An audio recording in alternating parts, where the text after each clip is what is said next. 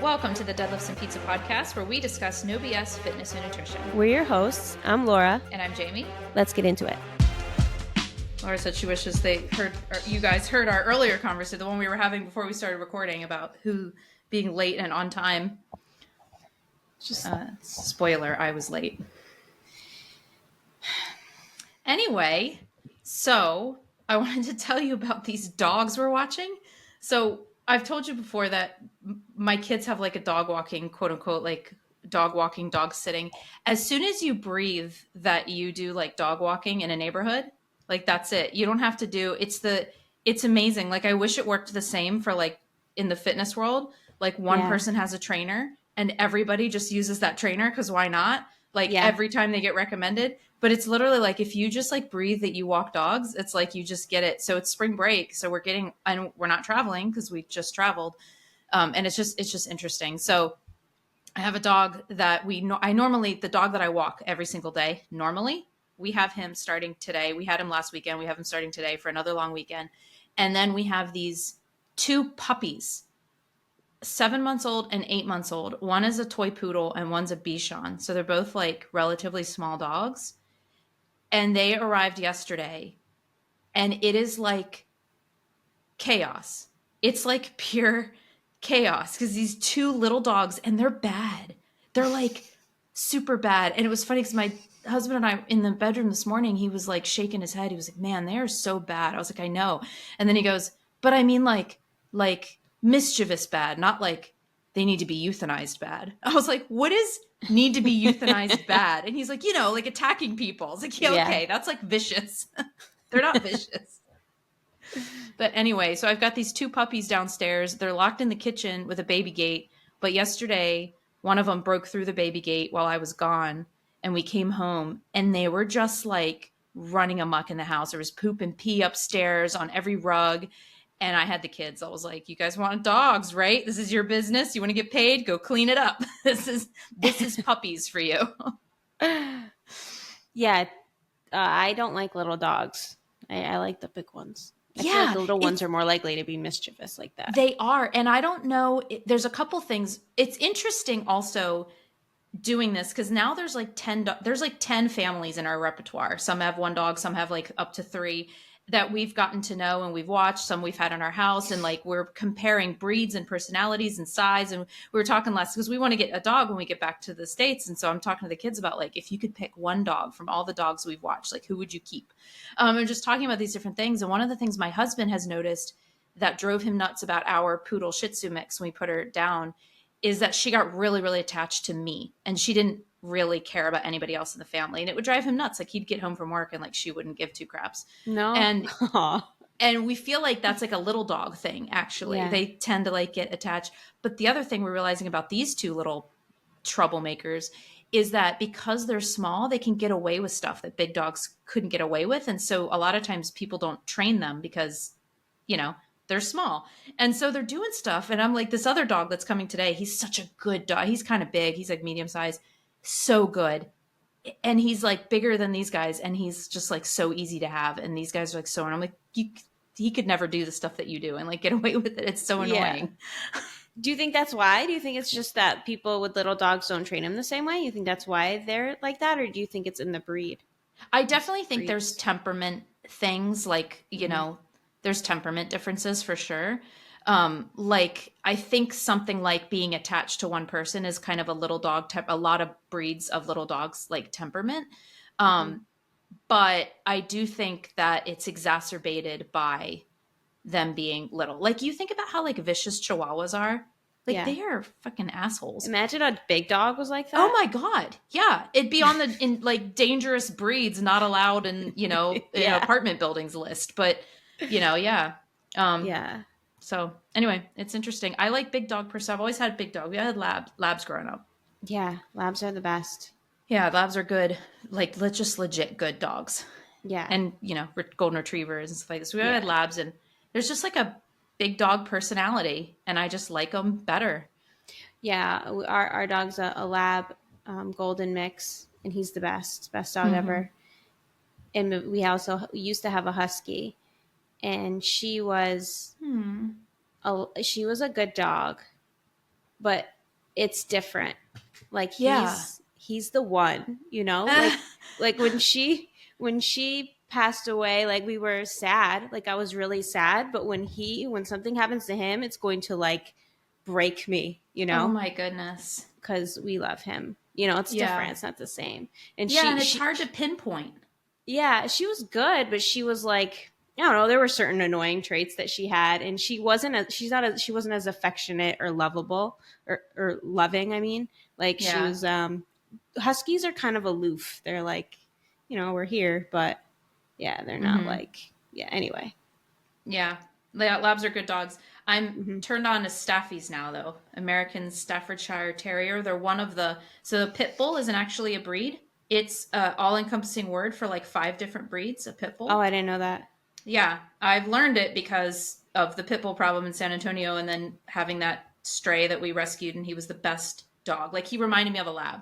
Like he had that Yeah. like lab personality. I was like, this is the best dog. Like, why do people say this about pit bulls? So it led me down this like path.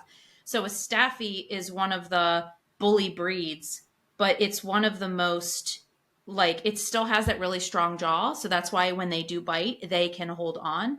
But Hmm. they don't. It's not in their temperament to be like vicious. They're very loyal. They're very family oriented. They call them like nanny dogs because they're good dogs to have like children. They tend to get very protective over the kids in the family. But they're known to be like super affectionate, super lazy, super just like oh everything you would think of as like a lab. They love to play, but they also just love to sleep. And Yeah. I don't know. I've just like fallen in love with the breed now that I've done all this research, and that's what I want.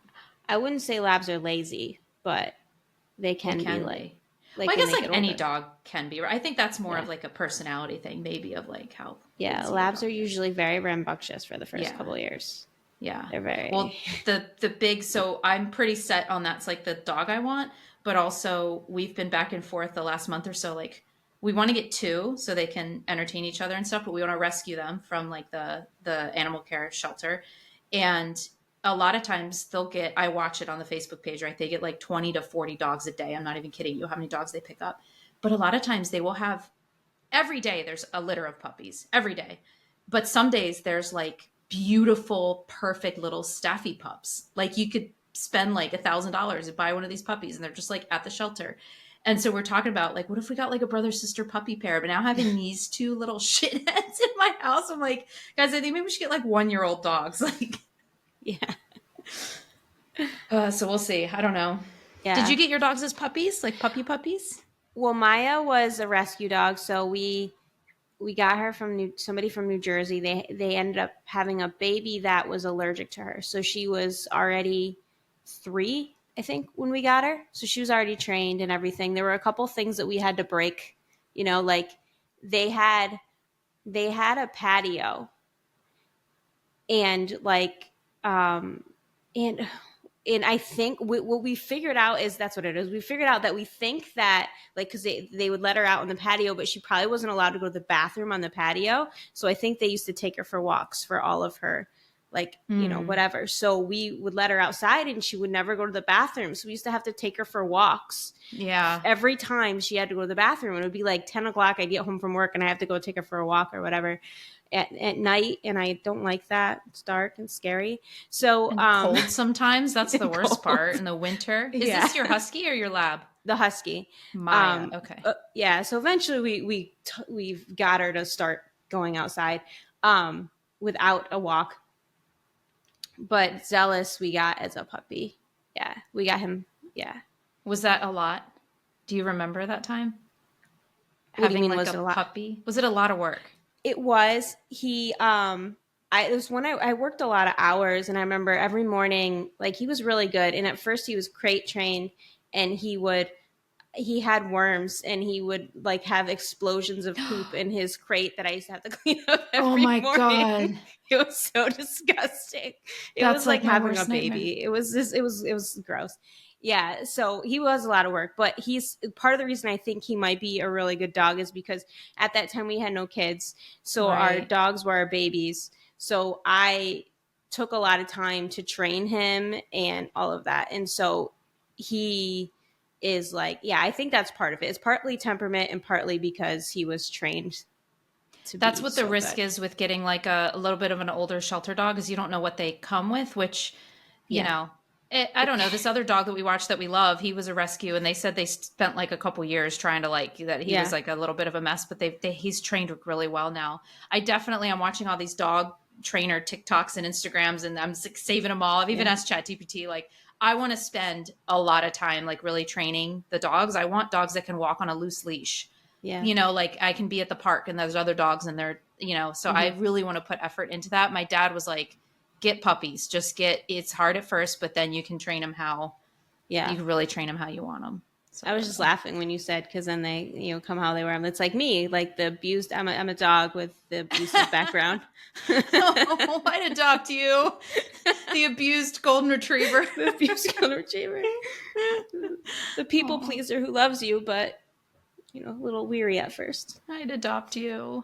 That was the problem with our dog that we had to put down. We got her when she was 14, and she she like developed a severe attachment to me to the point where she had like separation anxiety whenever I wasn't Ah, there. And it was yeah, hard. It's kind of sweet, but it was also like, you make it really hard to leave yeah, anywhere. yeah.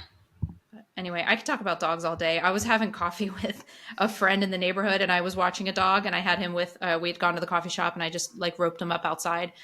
That's what people do here, so it's normal.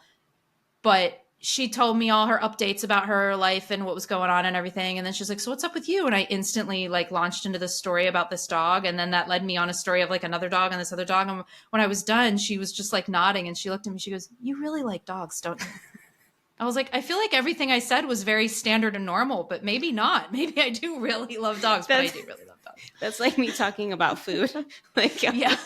I can talk about food all day. So what's going on with you? I got this pizza and like the way that they put on the cheese. And then have you ever had sauce like from this one? So you know it's like slightly sweet, and then this one's like these little bit more oregano. Yeah. You just go down. Like, okay. I ordered Pizza Hut last night, but So if you're new to this podcast, we're sorry. It's like, no, I'm not sorry. Like I wanted Speak to for listen yourself. to this fitness podcast. No. And they talked for 13 minutes about dogs. And it's supposed to be a short episode. Would you like to get into fitness? Yeah, let's get into fitness. I could keep going. I don't know if this is why people tune in, so. They tune in because they love us. Yeah. If you love us, please comment, like, share, support this podcast, subscribe. Tell us your favorite dog breed and your favorite pizza topping. Yeah. All right, I got some questions. Okay. Do you got some too? I do. Do you got good English too? Good grammars?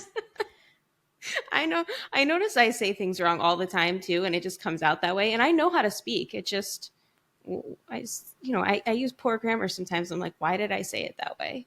I feel like it's fine if you actually know the correct thing. Like if you were to write an essay or speak in front of people, you'd know the words to use. I do. I feel like it's fine. I know what's correct. It just comes out wrong sometimes. It's fine. And I used the wrong word that I'm not even trying to use. Sorry, go ahead. Okay, so I'll start. Let me ask you this question. This isn't a like question from somebody else. This is just a question from me. This is a question I have. A topic I want to briefly discuss and get your thoughts on. What do you think of keto? And I know what you think of keto, but what do you think of, do you have any thoughts on keto and this like keto high? So the reason I'm thinking about it is because I was talking to a client yesterday. I had a call, and she is older. She's older, and she has struggled with weight her entire life. She says she's been tracking calories since she was 8. So she has a lot of stuff that she's gone through and worked through. And she said that one of the best times she ever felt, even though she's incredibly balanced, she eats incredibly healthy. She's one of those people, like she could eyeball her nutrition for the day. She's like, this is high protein. This is not. This is like, she's good. But she said one of the best she's ever felt was when she did the keto diet. And the only reason she did it was because her son, who actually passed away, had a disease that they were trying keto to see if it would help cure. And so her and her husband did it just to help support him. So she didn't even do it with like a weight loss goal in mind. So I just say that because it gives like an unbiased reason for her to do it. And she said she felt the best. She said, of course, she lost weight, and it helped her get over a hump of weight loss that she had been at she thought it was just her set point for life. Doing keto helped her get beyond that new set and set a new set point. So she's been able to maintain that for however many years it's been since doing keto. But she was like, I just felt good. Like I felt energetic. I felt like my brain was clear. I felt, great. And I was curious what you thought about that, if you have any thoughts about it. Well, doesn't it have to do with like I heard that it actually can be good for like your brain and thinking and Mm-hmm. all of that because of the being in ketosis and stuff? Doesn't that help you think better? Yeah, something about like the brain fog, but Mm-hmm. also I know like, so I have another client who started like the weight loss shot, like Wegovy, very low dose. And one of the things she said to me after like the first couple days on it, she's like, I can't explain this because this is one of those things, again, she didn't expect. She only did it for help with fat loss and food noise. She was like, I don't know if this is placebo, but I feel amazing. And she's like, and I always feel pretty good, I guess, but this is different. She's like, I feel, she said, the only way I can explain it is that I was actually kind of sick and I didn't know I was sick. And now I feel better. And I realized I was a little sick. You know Yeah. that feeling when you're like, am I sick or am I just being lazy? And it's like, oh, I had a little bug. Yeah. She feels like that. And she's like, I can't explain why. And it seems to be lasting. And she thinks it has something to do with the blood sugar regulation that the shot has. And I think that's probably similar with keto, helping Yeah. to regulate that blood sugar response. Yeah, it could be that too. Yeah. I feel Yeah. I also wonder what their diets were before. Like what it like I Yeah. know you said that she said her diet was really good, but I don't know what that means. A lot of people say So that. the first client I told you about that had done keto and felt really good. I can say what her diet's like now. I couldn't say what it was like before keto. I would assume it was decent. This other client who's doing the weight loss shot, her diet is like impeccable. She high fiber, very focused on fiber, very focused on protein. Her one like quote unquote vice is like candy, but she doesn't eat so much candy that it affects her calories. Hmm. She has like a little bit usually around workouts. She likes like gummies and sour like candy things, so she'll try to eat them around workouts and stuff. So Yeah. I don't it's know. interesting I because don't then know. it brings into question for me as well if it feels, if people have this like good feeling, what is really that negative about it is where my head goes. I don't really think like it's one of those things where if you feel good doing that, I would always just be like, fine. It's just you don't have to do that. So I don't feel good when I have no carbs. I feel like crap. But other people might feel good that way because I think everybody's body's different. So it's usually one of those things where if like someone's like, no, I really like doing this. This makes me feel good. That I'm gonna be like, okay, cool, keep doing it. You know. Yeah, yeah, But if you feel like you have to do that to lose weight or whatever, exactly. that's when I'm like, no, you don't need to do that. So it's not like I hate keto. I don't like that The it's pushed messaging as around like this is keto. the only way type Yes, of messaging. I So I don't 100% agree. think it's all bad. For Yeah. certain people, everyone's different. Yeah. But then it brings up two questions in my mind. One is what you just said. I feel like crap when I don't eat carbs. Me too. But I also think that a lot of people feel like crap when they don't eat carbs initially. And I wonder, because you have to push through, right? It's like the keto flu. No, not worth it, right? But what if it is and we don't even know? No, I He's just know. shaking your head. I know for because um when I did the diet that I had to get rid of SIBO, Mm-hmm. Mm-hmm. it was pretty low carbs. I mean, I'm eating carbs, but it's like squash. It wasn't I very don't know high why that carb. made me squash. Squash. It wasn't very carb heavy. Yeah. So you'd have to eat a lot of squash to get a lot of carbs. There wasn't really. It wasn't. I don't know how many I was eating, but it was probably less than 100, right? Mm-hmm. And it was probably around 80-ish. And if it gets in that low range, I don't sleep. Oh, interesting. I couldn't figure out for the longest time why I wasn't sleeping. I tried Yeah. everything, all of the things, everything I tried, I just couldn't sleep. And when I say I couldn't sleep, it wasn't like, I was like had a crappy sleep. Every night I was getting 4 hours or less sleep. Oh, Like I couldn't fall asleep until like midnight or later, and then I would wake up at like between 2 and 4. yeah, that's awful. And I was like, I was a zombie. It was awful. And then finally I was like, well, maybe I just need some more carbs. Like, I think that was my last resort. But like, it can't be that. That's stupid. And I upped Mm. my carbs, and I was like, oh my God, I slept. Yeah. Mm-hmm. Yep. Yep. Wild. I also wonder how different it would be to build muscle with super low carbs, keto low carbs versus a Yeah. standard amount of carbs. I don't think there's any really well done studies on that, like the No. difference comparing. I've heard people talk about it, saying that it's harder, but I Yeah. don't know. I don't know any specific studies, Mm-hmm. but there might be some. It's funny that you said it, because I was just like, before, while I was waiting for you for like 20 minutes, uh, Cut your face. that Doctor, what's her name? I forgot her name. Stacy Sims? No, Oh. but she was up, talking in front of a whatever group of people. One of those. Yeah, One of those one of doctors those that talks in front of where people. she's like on stage and she's like doing Okay. a presentation, right? Yeah. And she's talking about carbs and how we like how many carbs we actually need.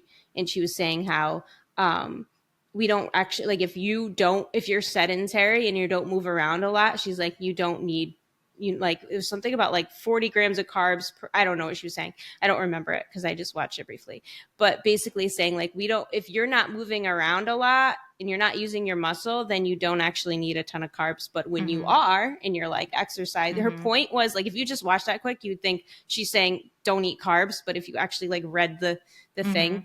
because I went to her thing, I'm like, she's got to have more information, because you've listened to her before, right? Mm-hmm. So I went to it and read it, and she was saying like, basically earn your carbs. If you want Yeah. carbs, work out too, because then it's going to be beneficial. But you don't need Yeah. as many if you're not working out. Right. Is the point? Yep. Yeah. Interesting. Yeah. All right. Questions. You want to hit me with one, or you want me to go? Sure. I'll do one. Sure. What? Okay. I'll ask a question. Okay. Okay. I've been wanting to go to the gym for years, but I have gym anxiety. I keep getting, by the way, I get these from Facebook groups, so I don't know these people. I keep getting Don't myself. say that. They're listener questions. Oh yeah, they're listener. All the listeners we have. Yeah, it's the people. All the people. They ask all I like like to be very transparent. No. I'm not one of those. I don't. Yeah. Okay. So anyway, gym anxiety. I keep Cutting getting that myself pumped up to go, but by the time I get there, my anxiety is through the roof. And I sit in the parking lot and think, what if people judge me? What if people stare? And I end up leaving before I get into the gym. Do you have any tips to get over this? You should start with this one, because I have my thoughts, but you deal with legit like anxiety. So I feel like you can probably put your mind in this woman's body and like what would you literally do? WWLD. What would Laura Okay. do? This is kind of a funny question, because I don't know what your answer is going to be, but Mm-hmm. generally with these kinds of things, it's really funny because we were just talking about how different we are yesterday, right?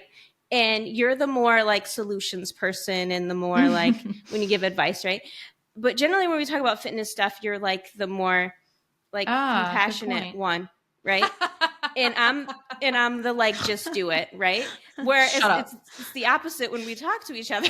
Like I'm like the very compassionate person, right? But when it's like this, it's like my answer is like, you just have to do it. Like the way you get over anxiety is doing the thing that you're nervous about. Like if you're scared to go to the gym, you have to just like rip that band-aid off, go in and like make it a non-negotiable. This is what I'm going to do, and force yourself to do it. That's the only way you're going to get over it, is if you actually do it, and then you do it again, and then you do it again, and then eventually you're like, this is easy. But that's really the only way that you get over anxiety, is you do the thing that makes you anxious. You have to like face your fear of doing it. You and I talk about this a lot, because one of the things for you, very much from a personality perspective, is not using things as excuses.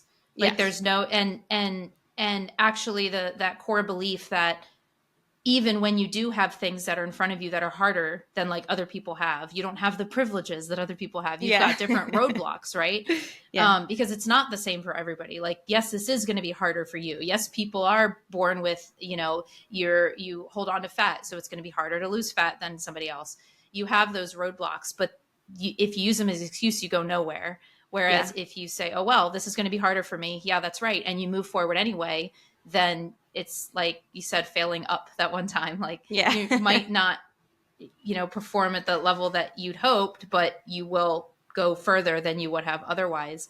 And yeah, this is one of those things where you have to, there's literally no other pathway other than accepting and realizing that you have anxiety and you are incredibly anxious and that this is going to suck. Yeah. And then, but on the other train track that's running parallel to it, so they're not intersecting, is put your foot out the door and walk in anyway. And you just Mm-hmm. have to deal with it because it sucks. It's Yeah. going to suck. And and it's going to make life easier when you deal with it. Like then you're going to Mm-hmm. be able to do this thing and it's going to make you feel accomplished and it's going to make you feel better and then you're able to face other things easier and other anxieties easier. Yeah, because you have I've heard an analogy once like about, or I've heard it a lot of times actually. I think a lot of people use it, but the idea that like if you have a coffee date with a friend and then that friend cancels and you reschedule, no big deal. But then in the Mm-hmm. next time, if the friend cancels again and then you reschedule, you're a little bit more wary. And then Mm-hmm. maybe you do end up meeting for coffee, but then the fourth time they reschedule again, you start to lose confidence in that person when they reach out for coffee. You're like, I don't really know if this is going to happen. Yeah. But it's the same with ourselves when we say like, all right, I'm going to do it. I'm going to go to the gym. And then you drive there, but then you cancel on yourself. Then Mm-hmm. every time you get in the car to go to the gym, in your subconscious, you're like, I might cancel on myself. Like you don't really have that confidence in yourself.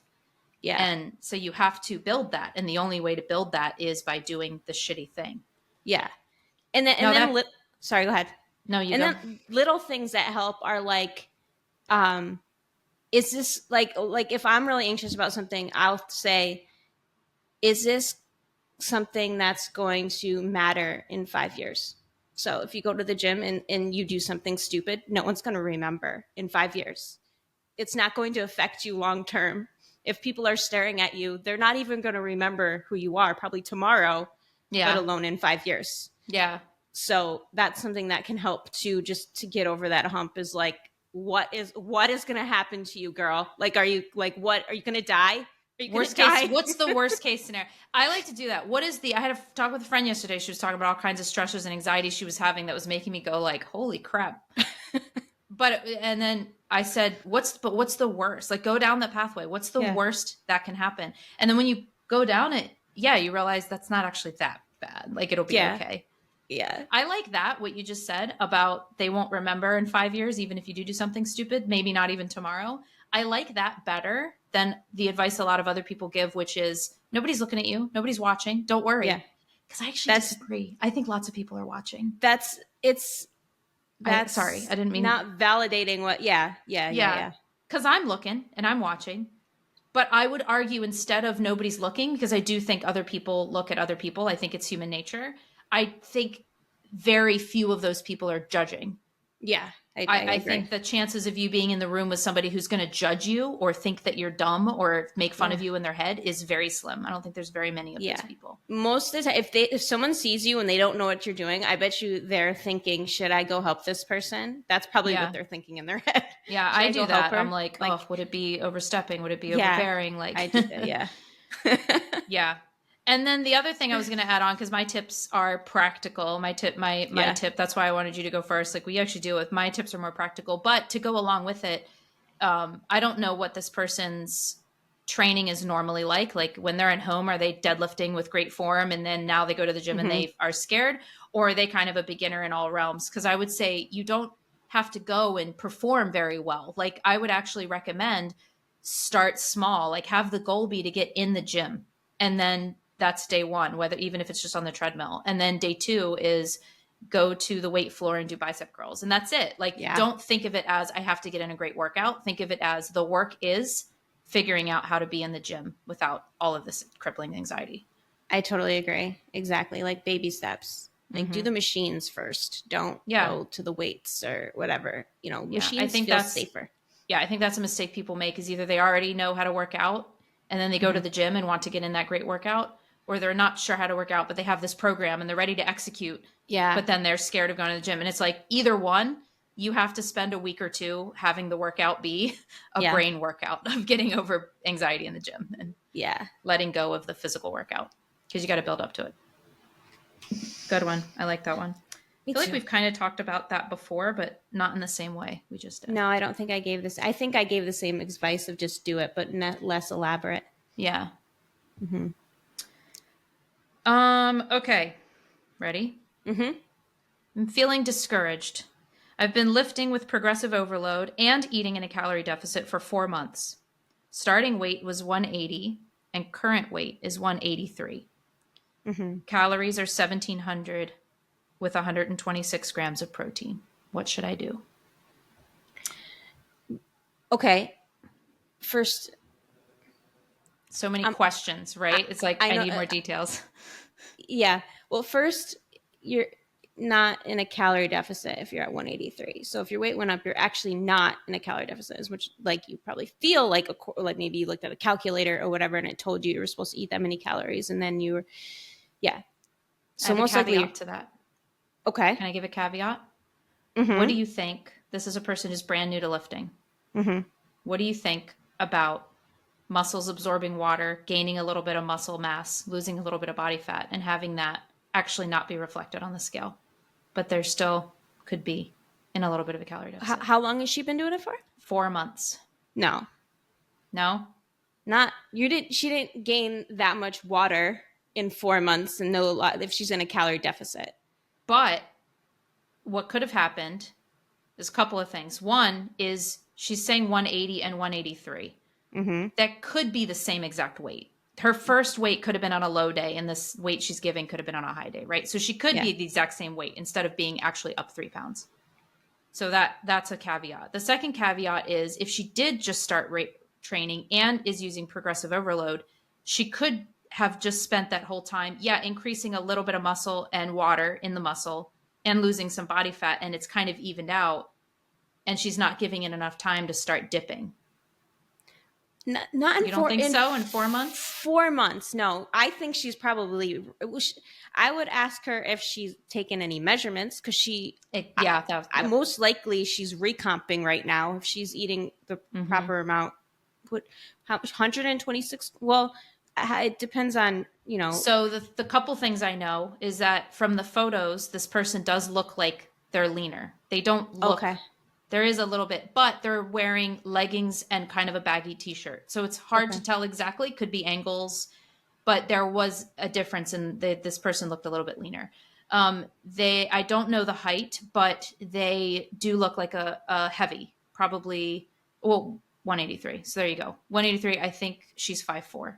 So kind of heavy. So that might be enough. That was probably enough protein then. So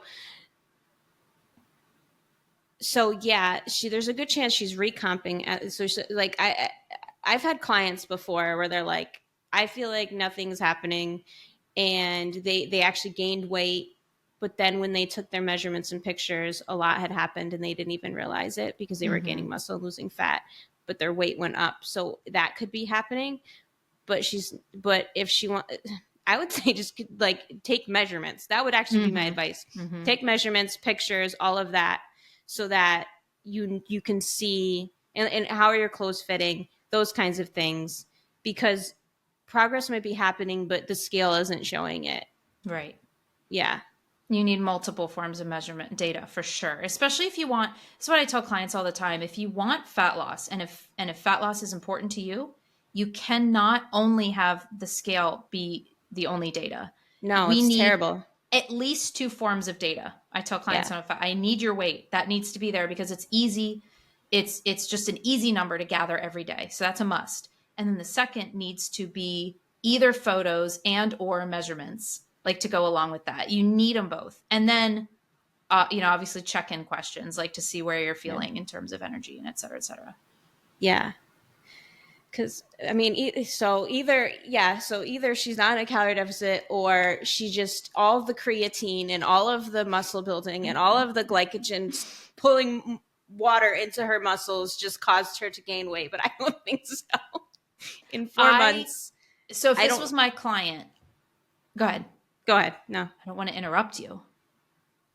I would hate to interrupt you. Heaven forbid, you might yell at me on a podcast. Did I yell at you for interrupting me? I didn't yell at you. It was a Laura form of yelling, which was just like your face is blank and you just go, you just sigh. I was like, oh no, she's pissed. No, you did kind of yell at me. You're like, well, before you interrupted me, it was like that. That's right. I did. You're right. I did. I did say I don't something know what I'm about going to it. say now. So You messed passive me up. aggressive. Yeah. So No, continue, dear one. I don't know now. Now you really did interrupt me, so I don't remember.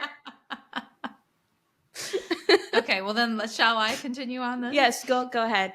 If this was my client, that's what I would do first, right? I'd look at all these other things. And then, yeah, you're right. Not if things aren't changing, then not in a calorie deficit. So then it's like, well, what do we do?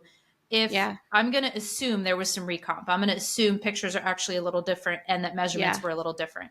My advice would be you're making progress actually in your fat loss goals, maybe not weight loss, but your fat loss goals. So we have two options. We can pull calories down and try to get the weight on the scale down. However, these are really positive changes and this is good for your metabolism. So how do you feel about continuing to eat this amount of calories, maybe even push it up and see if we can continue to get little change on the scale, very little fluctuation, but we can continue to see, because I would love that. I would love, as long as you're making some sort of progress, let's actually keep calories here as long as we can. And then when you stop seeing that progress, like pull them down. Some people don't really want to do that.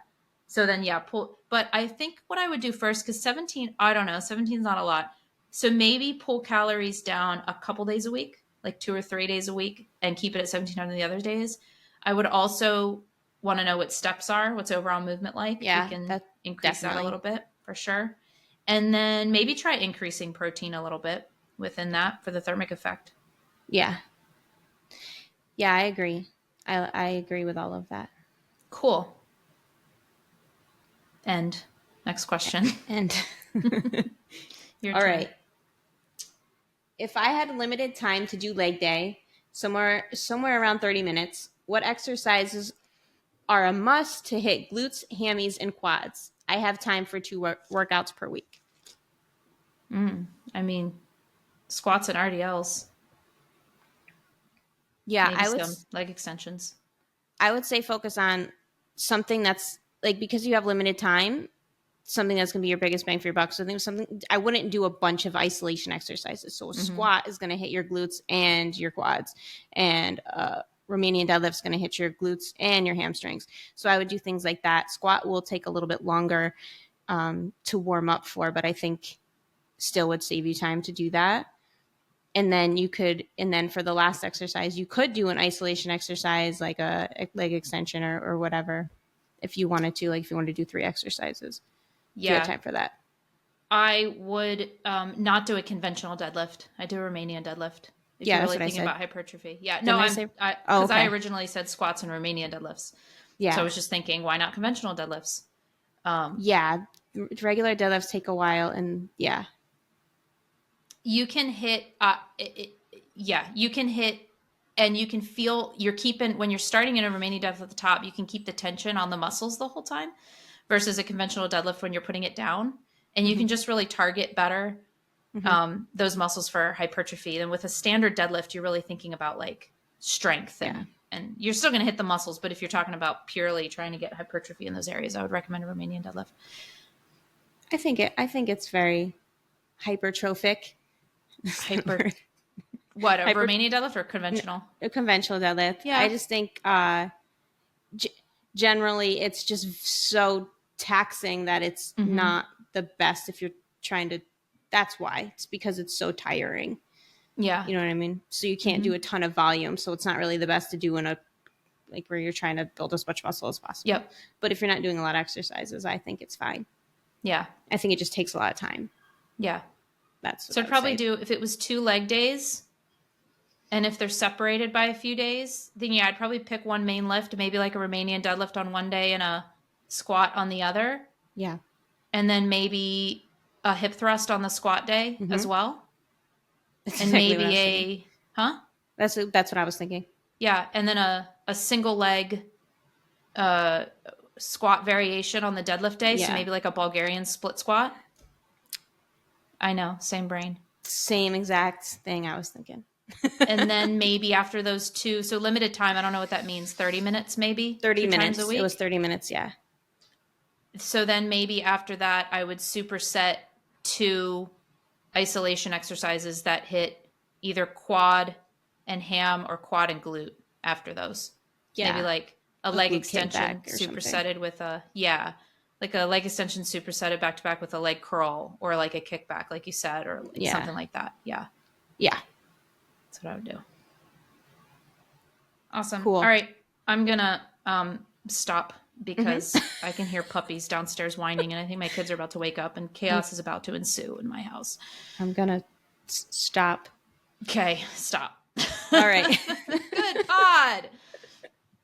All right. If you liked it, share, subscribe. Next week is going to be, what did you say? Beachbody Blueprint? Beachbody Blueprint. Yeah. 3 B's, baby. Yeah. I'll tell you how to get shredded. How? We're not sure yet. We'll meet, confer, make notes. It's going to be great.